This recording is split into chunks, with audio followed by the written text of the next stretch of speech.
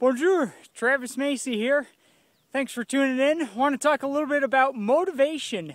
You know, sometimes I think extrinsic motivation gets a bit of a bad rap. You know, you read things or you hear things that say, oh, it's got to be all intrinsic. You got to enjoy what you're doing. And I think that's true, but I think if you're doing something big and important and very challenging, you also need to have extrinsic motivation. And the way that I think about this is intrinsic motivation refers to doing something because you enjoy doing it, while extrinsic motivation refers to doing something because there is a separable outcome from what you are doing. And typically we think about that in terms of money, but it doesn't have to be money. It's really any separable outcome. So when I think about my own life, maybe I'm thinking about parenting, and I'm trying to have some structural disciplining system for my 3-year-old son when he's breaking down and he's really sleepy, and that's a very challenging time where the intrinsic motivation I have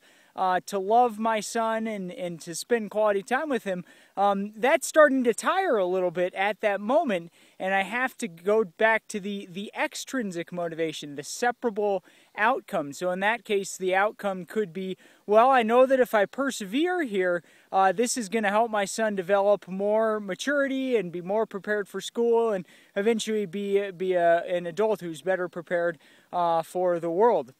Or maybe you think about work. You know, maybe you start with the intrinsic motivation of this is work that you enjoy, and that's a great reason to choose a certain field. But when you're tired out, or when it's 1 a.m. and you're still working on that project, or for me, I'm trying to write my book, then I think about the extrinsic motivator, which could be some income that generates increased opportunities for my family.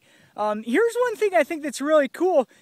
Extrinsic motivators have been shown to create almost a looping mechanism that can help your intrinsic motivation. So here's the way it goes. You achieve a goal with some extrinsic motivation, and that gives you a sense of competency, which in turn, the next time around, makes you feel even more intrinsically motivated with that certain activity. So it's pretty neat. My recommendation to you, go out there, find your carrot. You know, for me, my carrot, when I think about some of my running and other activities, a lot of days I don't feel like getting up early for training, but I know that my separable outcome in some cases can be going to a place like this. I'm here in France. We've got Mont Blanc itself right there, and for me that's a very extrinsic motivator, a separable outcome of being able to come and to run at a place like this at Mont Blanc.